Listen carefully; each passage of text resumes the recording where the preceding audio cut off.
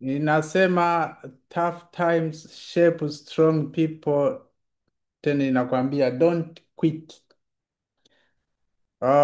Utakuwa na mimi kwa muda kadhaa, um, kama dakika kadhaa hivi, na ninazungumza pia kutoka Tanzania, Dar es Salaam. Sasa session ya leo na imani itakuibua na kukufanya uweze kuwa ngangari. Hakuna mafanikio ya kilele mama, hakuna mafanikio yanayokuja kizembe. Huo ndo uhalisia wa maisha. Hakuna mafanikio yanayokuja ukiwa umetega tu. Sasa tutajaribu pia hata na kushare story mbalimbali kwangu, na imani utajifunza vitu. Sasa sijui huko wewe maisha yako unapitia ya aina gani? Sijui labda maisha safi au unapitia kwenye challenge ambayo ni tough. Sasa hayo yote tunaita kwamba, kuna bwana mmoja aliimba, hayo yote ni mapito, hayo yote ni maisha. Sasa na hayo na wewe kwako jiite tu kwamba hayo yote kwako pia ni mapito. Hakuna ambaye hajapitia. Kama uko hai hadi sasa hivi, ujue tu ulipitia kwenye wakati huu, na ulipozaliwa kila mtu alikupigia makofi. Mwingine anaweza akasema hapa labda huyu mtoto sio wetu, mtoto sio nani, mwingine ukakataliwa hapo hapo. Lakini kukataliwa ukiwa bado uko mdogo sio rahisi, yaani watu watapongeza ujio wako. Kuna sala, watu wakakutolea matoleo, wakafanya hiki, mambo mengi tofauti tofauti. Sasa dunia inavyozidi kwenda, hao hao waliokupa pongezi wanakugeuka. Inaweza ikawa baba, mama, inaweza ikawa ndugu zako wa karibu, ofisini, majirani. Yaani inaweza ikawa ukiongea hata kitu wakakwambia toka hapa, unachokiongea ni nothing. Yaani ndo maisha jinsi yalivyo. Sasa ukiyasahau kwamba hao ni wanadamu, na wao nao wana stress zao, wana changamoto zao, utapotea. Kwa sababu ukifahamu, inakusaidia kuhakikisha kwamba wewe uendelee kubaki kwenye focus yako. Ukawa ukijua kwamba huyo anayekwambia wewe hufai, itakuwa kuna wengine nao wanamwambia hivyo hivyo. Kwa unaweza ukakuta kakaririshwa hafai, hata kuanzia nyumbani, kuanzia wazazi wake, kuanzia hata mzee wa kanisa, haya bosi wake. Kwa hiyo na wewe ukampelekea stress zako, anakupa ya kukupa, utarushiwa vitu vingi, utaitwa wewe sijui nani, watataka hata kukuua. Lakini mimi nakwambia tu kwamba kwa kuwa bado uko hai, unatengenezwa kuwa imara. Yaani utakutana na vitu vingi. Unaambiwa kwamba ukimwona nyani mzee polini, ujue kakwepa mishale mingi. Sasa na mtu mzima ukikutana, watu wanaweza akataka kukuua kifikira. Mtu akikuua kiakili, kashakumaliza kila kitu. Ndio maana unaweza ukakuta mtu ana mkono, ana miguu, lakini bado yuko successful. Sasa hayo yote ni kwamba maneno ya watu yatakuandama kwenye maisha yako, ukawa ukijua huo ni uhalisia wa maisha ya watu. Watu unaweza ukatokea muda huo wakakusifia, wakakupigia makofi, wakasema wewe ndo wewe, yani maneno mengi ambayo wanaweza akakupa.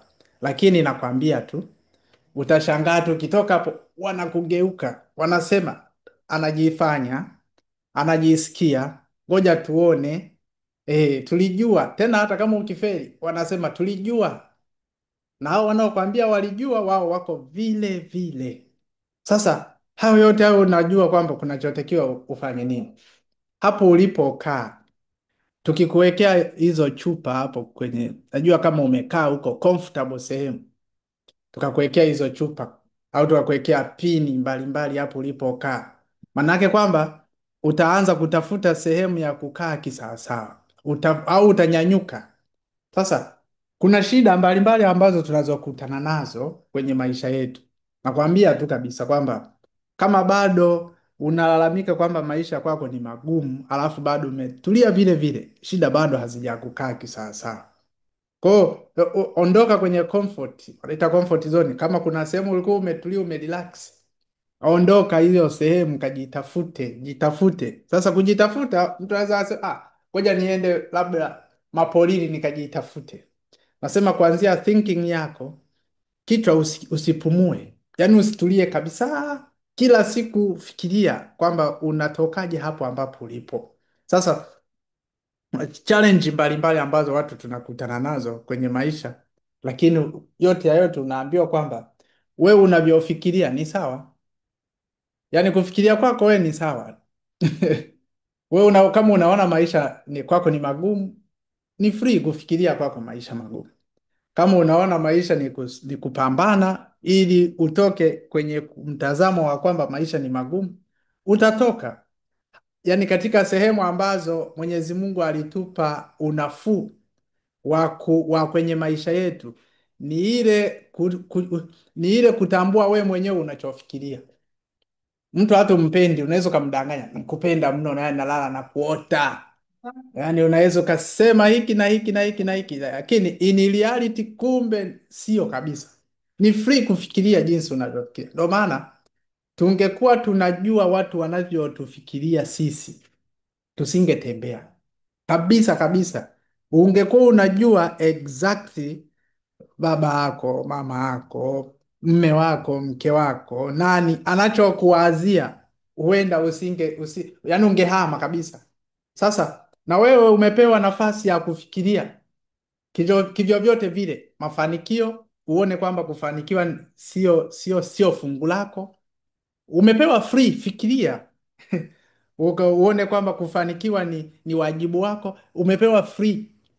Sasa katika mafikirio tunajua kwamba kadri unavyozidi struggle kwenye maisha, u- changamoto ambazo unazozipitia zinakuweka tu kuweza kuwa imara zaidi, yaani zinakuweka kuweza kuwa bora, kwa sababu kama hutaweza kukutana navyo hivyo, nakwambia hivi, usipokutana na changamoto utakuwa mjinga mjinga tu. Nendeni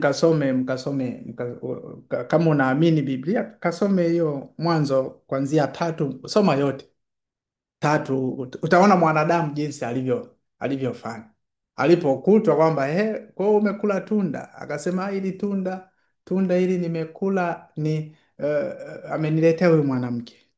Mwanamke akamkaambia utazaa kwa uchungu, mwanaume utakula kwa jasho, na nyoka na yeye naye hivyo hivyo. Kaambiwa wewe utapondwa kisigino, utapondwa na nili kichwa, utakula mavumbi, yani vyote hivyo. Sasa wewe sijui ni nani kama hao wanadamu wa kwanza kuumbwa wakaambiwa hivyo, na aliwaumba sasa kwa kufinyanga yeye mwenyewe na akawaambia hivyo.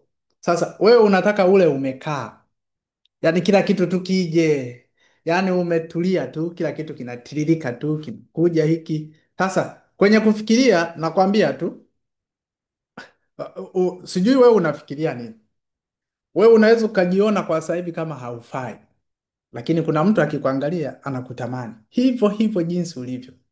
Sasa jinsi mara nyingi mtu huwa anafikiria kitu ambacho hana.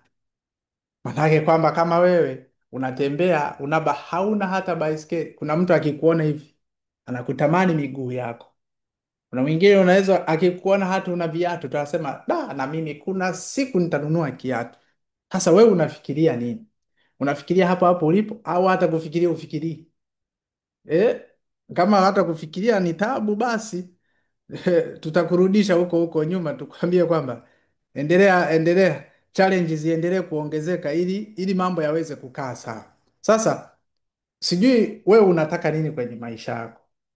Hicho unachokitaka kuna watu wanavyo, kuna watu washavifikia. Kama ni kumiliki hiki, kama ni kumiliki vile, kama ni kufanya hiki, kuna watu washavifikia hivyo vitu. Sasa je, unaweza hata wakuwauliza mlifanikiwaje?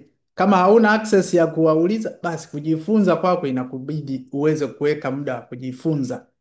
Sasa mimi hapa najaribu tu kukukumbusha kwamba inaweza ikawa wewe unafikiria labda kodi utapataje, Inaweza ikawa unafikiria ada unapataje. Inaweza ikawa unafikiria ni jinsi gani utakuwa comfortable kwenye maisha yako. Inaweza ikawa unafikiria jinsi gani utakuwa na uhuru wa kipato. Yote hivyo. Lakini je, ukumbuke kuna watu wenye uhuru wa vipato. Unawajua wakoje? Wana sifa zipi? Kwa sababu huwezi ukawa na uhuru wa kipato alafu unakutana na mtu unamwambia nikupige nikulipe. Kuna watu wa aina hiyo. Sasa biashara zetu hizo ambazo kwamba huenda unafanya biashara vitu unavyofikiria na yote katika maisha hayo, wewe ukifikiria katika quality, katika ubora na ukaweka dhamira ndani ya kile unachokifikiria na ukafanya vitendo, nakwambia utayaishi hayo maisha unayoyataka. Sasa nikuulize tu wewe kimoyomoyo hapo, jijibu, unataka hasa nini? Unafikiria nini hasa kwenye maisha yako? Ni vitu vipi vinavyopita hasa kwenye kichwa? Ni matatizo kila siku? Ni kuona future yako mbele yako, furaha yako mbeleni, au hauoni kabisa? Ni giza, ni giza, ni giza. Wanasema giza linapoongezeka basi kumekaribia kukucha.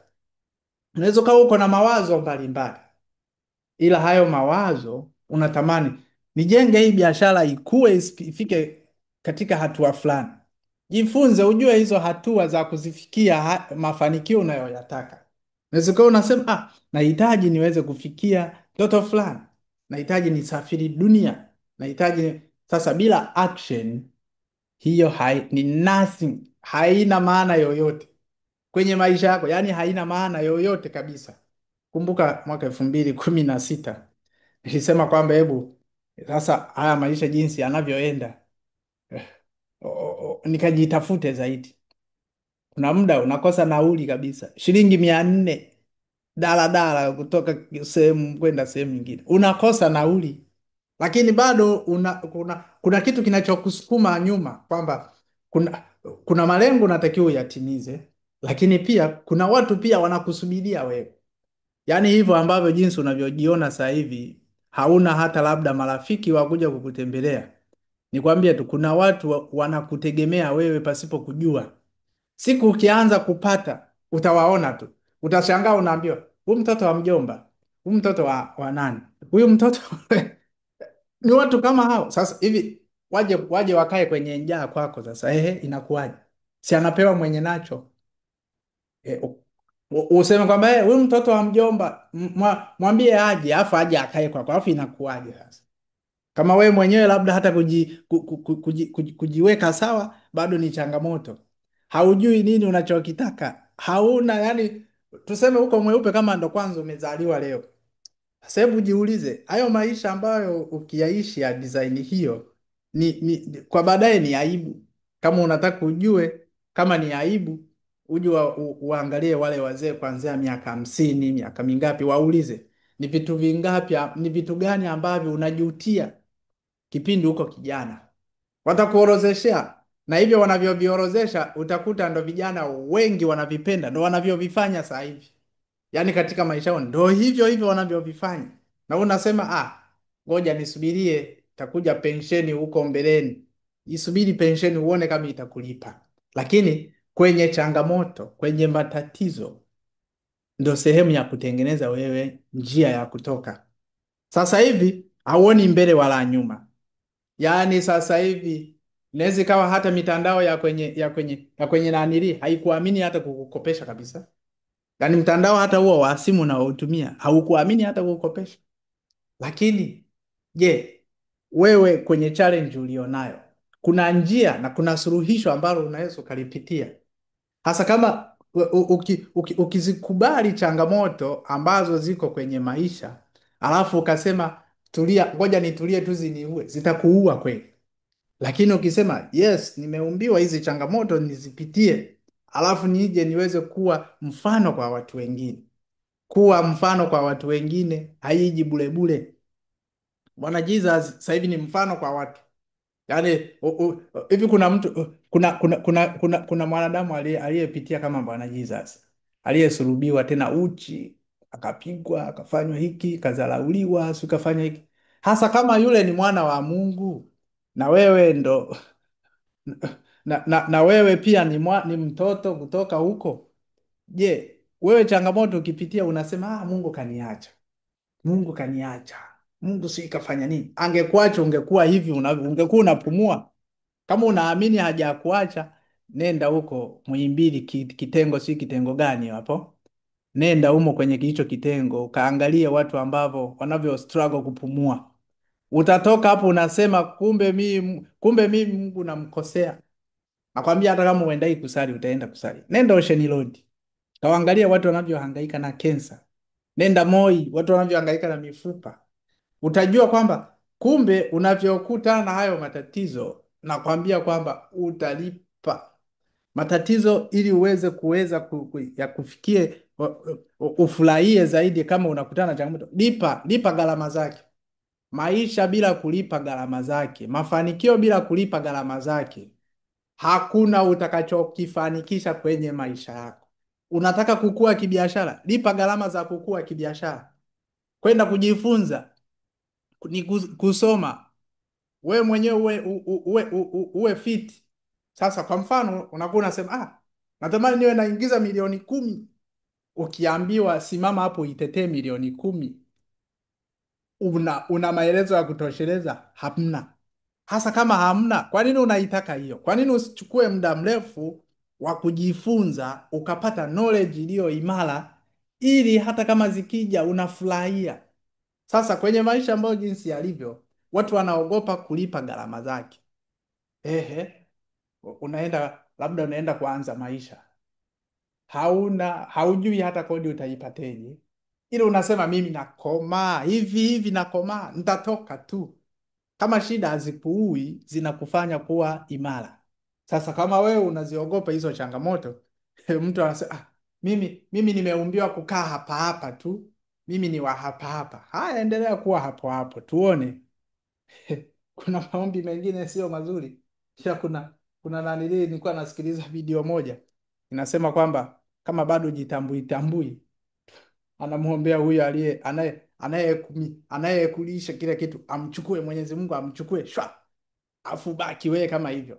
Mimi baba yangu alichukuliwa, yaani ndo najiandaa kwenda chuo sasa.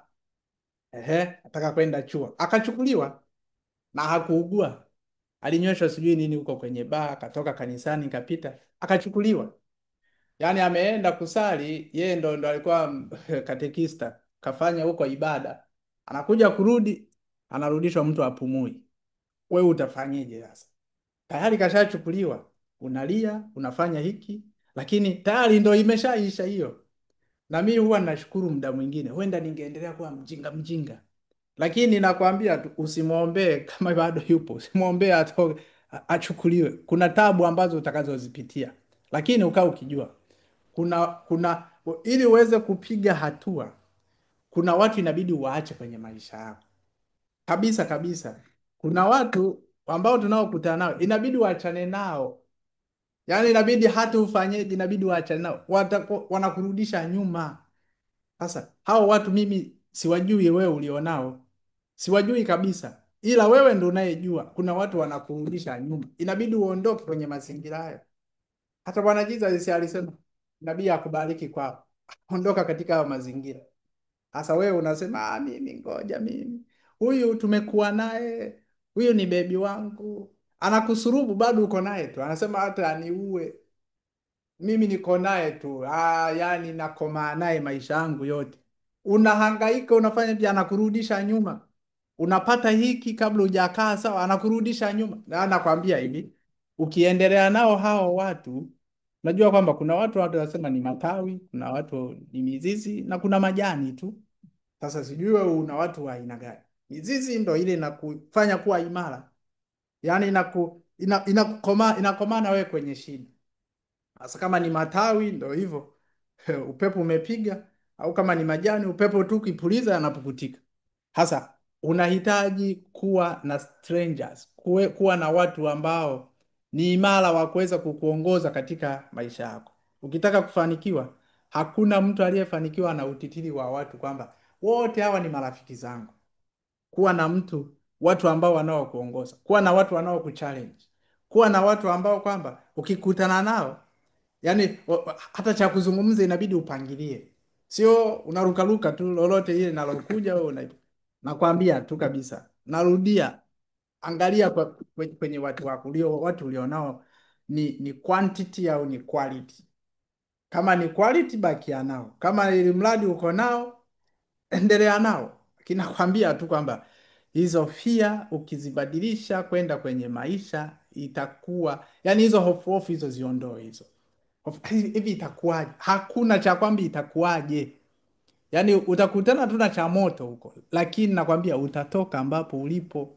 Mimi nakuhakikishia kabisa, kwa sababu mimi mwenyewe nishakutana na vya moto. Ningekuwa sijakutana na vya moto nisingeweza kuyasema haya, lakini nakwambia kabisa kabisa kabisa kutoka moyoni ni kwamba usipoweza kukubali kuface challenge, kukomaa na yale unayokutana nayo, unaanzisha biashara inakufa, unaanzisha hiki akiendi, unaona mwanga kinarudi chini, unaona ngoja niache. Sasa sijui unasusa, sijui unamsusia nani? Unamsusia nani kwenye maisha yako? Hakuna yoyote unayemsusia. Kuna watu ambao wanaokutegemea. Nakwambia hivi, ukijichallenge wewe huyo huyo ambavyo unavyojiona hivyo hivyo, thamani yako ni kubwa. Usiseme nataka nijibadilishe niweze kuwa niweze kuwa kama fulani, nataka niwe na vaa kama mtu fulani hivi, nataka nijibadilishe, na ngozi nyeusi, ngoja nipake Carolite, si nipake nini iwe nyeupe nyeupe kidogo. Thamani yako iko ndani. Wewe huyu huyu, jinoe tu. Thamani yako kubwa iko ndani yako wewe, wala hata haiko kwa mtu yote. Kaa tu wewe, jifikirie kisawasawa. Tukumbuke kwamba kila mmoja kazaliwa ana uwezo wake.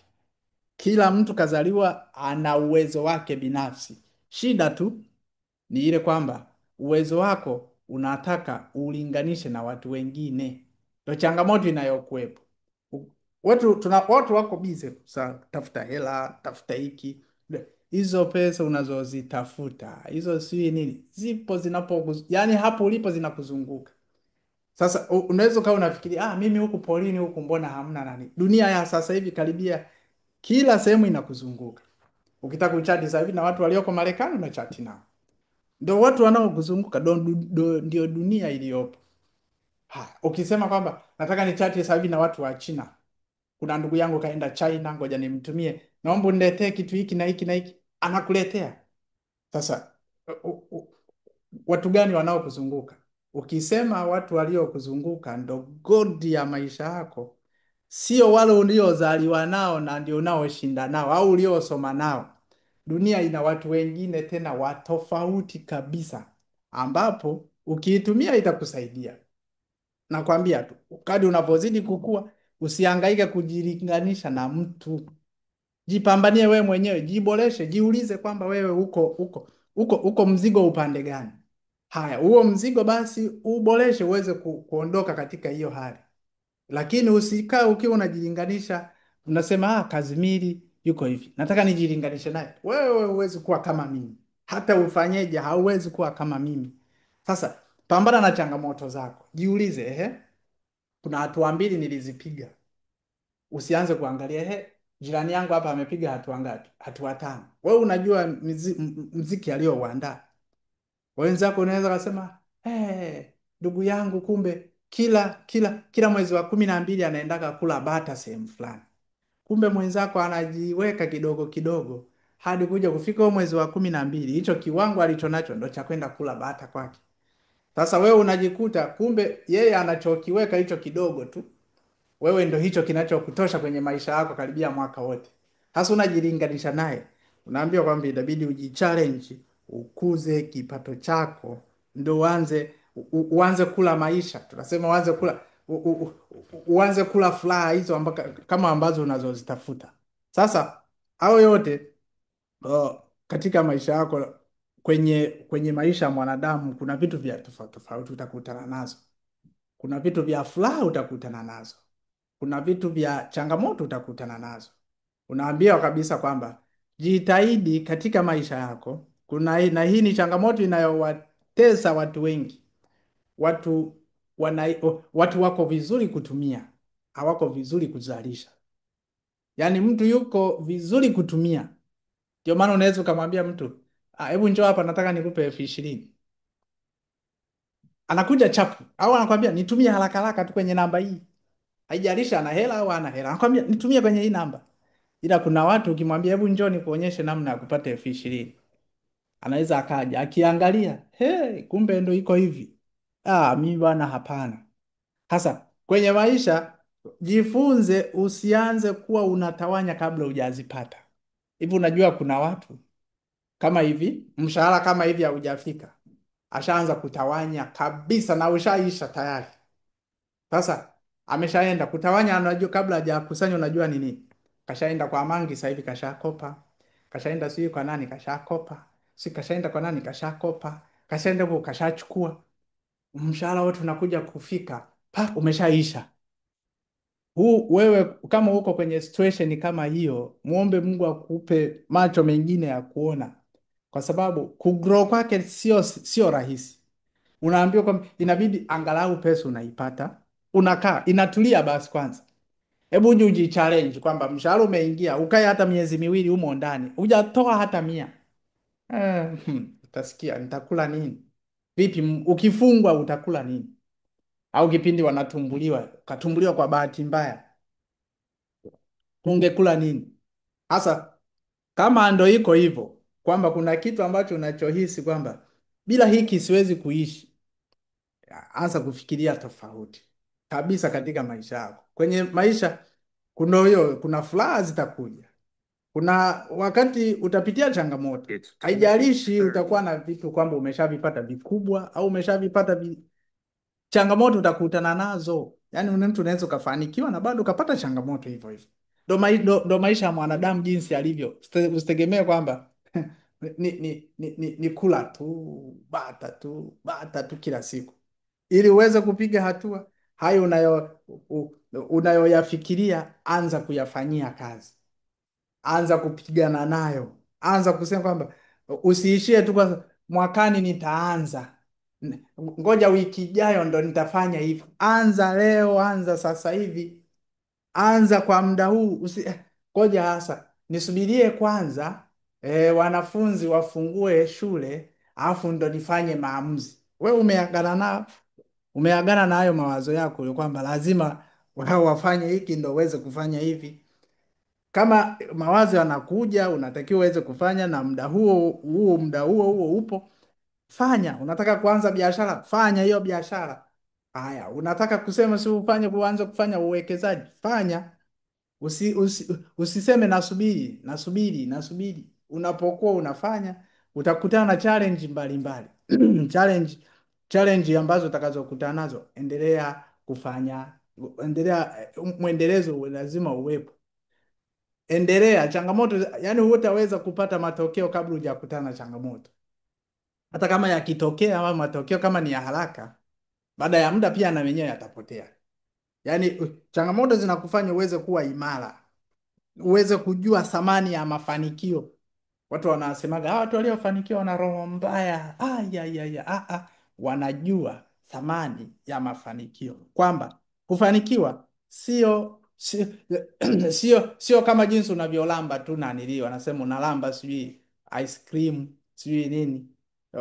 Mafanikio kuyapata sio shida, kuya maintain yaendelee kuwepo. Ndio maana utashangaa mtu anakwambia enzi zangu mimi nilikuwaga noma. Sasa mimi enzi zako zishapita.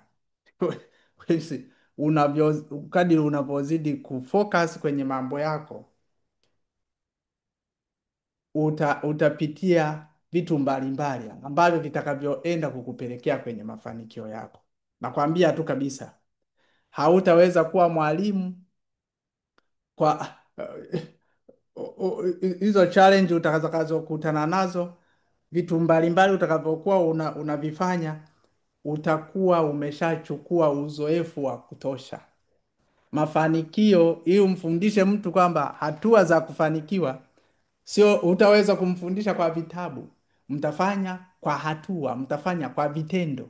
Sasa unapofanya kwa vitendo, ndio unazidi kuwa mwalimu pia mzuri zaidi, ambapo unaweza ukamfundisha mtu mwingine, ambapo mtu anaweza akaja analia hajala hiyo siku, ukamwambia wewe hujala siku moja, mimi nilikaa wiki na kunywa maji tu, nikibahatisha tunda naonja. Wewe unalia siku moja. Sasa changamoto ni ile kwamba mtu anakuwa nayo ndani, ameyazuia yote, yako ndani tu. Sasa hizo challenge, ndio maana ukimkuta mtu ambaye ni mzuri sana wa kuogelea, au kama ni kwenye mito, atakwambia kwenye mto wenye kina kirefu ogelea kwa mtindo huu, ana experience za kutosha. Sasa wewe unaenda kumuuliza mtu, unaenda kumuuliza, ngoja nikamuulize mama namna ya kufanya hata biashara ya genge. Mama yako mwenyewe hajawahi kuifanya hata hiyo biashara. Kwa nini usimuulize mwenye genge? Kwa hiyo vipi nikifanya biashara ya genge? Yeye atakwambia kama ni matunda yataoza kuna baadaye, ili asije akakusurprise. Lakini muda mwingine fanya, utakapokuwa na discipline ndio uhuru utatokea. Uhuru upi? Wa mafanikio yako, wa maisha yako. Discipline kwenye mafanikio. Bila discipline, kama ni discipline, kama biashara yako ni ya kutoa huduma kwa watu, kuongea na watu, kufanya ni discipline inatakiwa iweze kuwepo. Bila discipline hamna kitu kitakachotokea, kwa sababu bila discipline utakuwa unafanya leo, kesho unaacha. Yaani unafanya kwa motivation. Umesikia kesho kuna safari, sijui tutaenda wapi wapi, ngoja nifanye sasa haraka haraka, pa. Hujapata safari, hamna kitu. Fanya kwa ajili ya maisha yako, connect changamoto zako, connect na biashara ulionayo. Hela utayokuwa unaipata hautaitumia ovyo ovyo. Yaani kwenye biashara yako, kama kuna biashara ambayo unaoifanya, nakwambia tu jitahidi angalau uanze kutiki na malengo ambayo uko nayo kwenye vitu unavyovitamani kwenye maisha yako. Hasa unaweza vinaweza vikawahi, vinaweza vikachelewa. Keep going. Consistency inatakiwa, discipline inatakiwa, lakini kujifunza kunahitajika.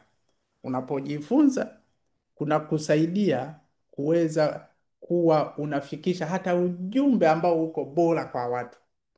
Jamani, kufanikiwa, labda una talenti yako, kama unayo inabidi uendelee kuikuza. Uweze ukasema nina talent mimi ya kulia msibani, alafu uendi kulia misibani, usitegemee utafanikiwa. Inabidi ukalie huko msibani, watu waone kama una msiba unataka mtu wa kulia, analiaga hadi anatia huruma, yaani analia hadi na wewe unaweza ukamlia, mtafute fulani. Kuna watu wana talent za kulia, mnajua. Kuna watu wana talent za kuimba, hasa hawataweza kukutambua kama hautaimba. Ujifunze namna gani ya kufikisha huo ujumbe, namna gani ya kuadapt unapokuwa katika mazingira fulani, namna gani ya kupandisha toni au kushusha toni katika maisha hayo. Sasa hayo yote ni kwamba tu hadi unavyozidi kufanya, kuna hatua, amini vitu unavyovifanya, amini hatua ambazo unazopita nazo, amini hicho ulicho nacho, amini kile unachokifanya kwa watu, kwa sababu usipoamini, usipojiamini wewe mwenyewe, usipoamini hicho unachokifanya na kama kinasaidia watu, bado unasema hivi kitu kinasaidia watu, hapa. Usipoamini kwamba kuna kufanikiwa, hata ukikesha ukiwa unafanya kazi, kama imani haipo. Kwa maana unaambiwa ukiwa na imani utafanya na matendo, imani bila matendo kazi bure. Sasa kuamini peke yake kwamba kuna siku mimi nitakuwa doni pasipo kufanya vitendo, hakuna cha maana. Nakwambia kabisa kwamba itakuwa kwenye maisha yako, kila unachojaribu kinakupa changamoto, unachojaribu hiki kinakufa, unaanza hiki kinakufa. Rudi nyuma, kajifunze kabla hicho kitu unachotaka kukifanya. Fahamu kwanza hata watu waliofanikiwa kwenye hicho kitu, kwa sababu sio rahisi sasa hivi useme nina kitu kipya ambacho watu hawajawahi kukipitia. Kwa maana unaambiwa hakuna jipya chini ya jua. Kuna watu ambao kwamba hata kama hawapo katika mazingira hayo, kuna watu unaweza ukakuta washaandika vitabu vya kutosha, washafanya hata nchi zingine kule. Hasa mimi jamani, kwa siku ya leo niona tuweze tukumbushane, kurudishana kwenye mstari kwamba maisha tunayoyaishi kuna challenge ambazo tutakutana nazo, lakini pia kuna furaha tutakazokutana nazo, lakini tunahitaji pia kuweza kuwa na misuli. Changamoto zipo ili tuzipitie. Kuna nani huyo Ayubu na alipitia changamoto zake. Napenda kusoma soma Biblia, kwa maana kuna baadhi ya vitu nakana vinanili huko. Kwa hiyo katika maisha yako ukae ukijua hicho kitu ambacho unachokifanya, kama leo kikifeli, jaribu kesho, jaribu tena, jaribu tena, jaribu tena. Sasa hivi ni usiku, katika mazingira uliopo itakuwa umewasha taa. Kuna mtu aliyejaribu zaidi ya mara 1,000, wanamwambia wewe umeshajaribu sana mara nyingi, lakini tunaona hujafanikiwa. Akawajibu, kuna njia zingine 500 sijazijaribu. Wewe umeshakuwa sugu kwenye jambo lako mara ngapi? Au ukipigwa upepo tu ndo kwa heri. Moto wa mabua ile ukiwa mbali unasema moto mkubwa, kuja kufika hapo majivu unakanyaga hata kukaa, unaweza ukasema huu moto uliwashwa lini huu? Sasa kwenye malengo yako ulionayo, na kuomba tu weka discipline, hakikisha haubadilishi badilishi hivyo vitu, yaani hauhamihami. Leo uko hapa, unasema huku sasa hivi hakulipi, usharukia tena kitu kingine, hautakuwa kwenye hicho kitu. Mimi nakwambia kabisa, yaani uwe na vitu 4 5 kwa pamoja unavifanyia kazi, hautakuwa. Ndio maana unaambiwa hauwezi ukafukuza sungura wawili kwa wakati mmoja na uwakamate wote kwa pamoja, utaferi tu. Huku haujakaa sawa, unasema huku hakulipi, nisharukia huko. Huku sasa hivi huku ndo kuzuri, nishahama sasa hivi niko huku, sasa hivi tena niko huku. Huku hakujakaa sawa, wateja washaanza kukuhama, washaanza kukuulizia hivi, sasa hivi ushaacha kuuza ubuyu? Nilihama bwana. Ni sawa na mtu sasa, unataka wewe mkaka, unataka kuoa dada, unataka kuolewa, huyu anayetaka kuoa unasikia alimuoa huyu kamwacha, na wewe unataka mimi nikikamo nitaishi hai, unarukia huku na wewe unaachwa baadaye tena hivyo, yani ni vurugu vurugu tu. Sasa nakuomba utulie, jifunze hicho kitu unachokifanya, nenda ndani kabisa kwa uchungu zaidi, lifanyie hivyo kazi, lipa gharama zake, afu utaona kama hautafanikiwa. Mimi niwatakie tu mafanikio mema. Hapa ndio mwisho wa kipindi, labda tukutane Ijumaa kwa ajili ya session itakayofuata. Kama kutakuwa na swali, mimi nakaribisha swali. Itakuwa kuna vitu niweza kukuamsha kwenye maisha yako, lakini pia uh, kama umesikiliza vizuri, basi unaweza ukatuandikia hata vitu ambavyo umeweza kujifunza na vimeweza labda kukuibua kwenye maisha yako. Kwa yote ya yote, leo nimeona tuweze tukumbushane kwamba hizi changamoto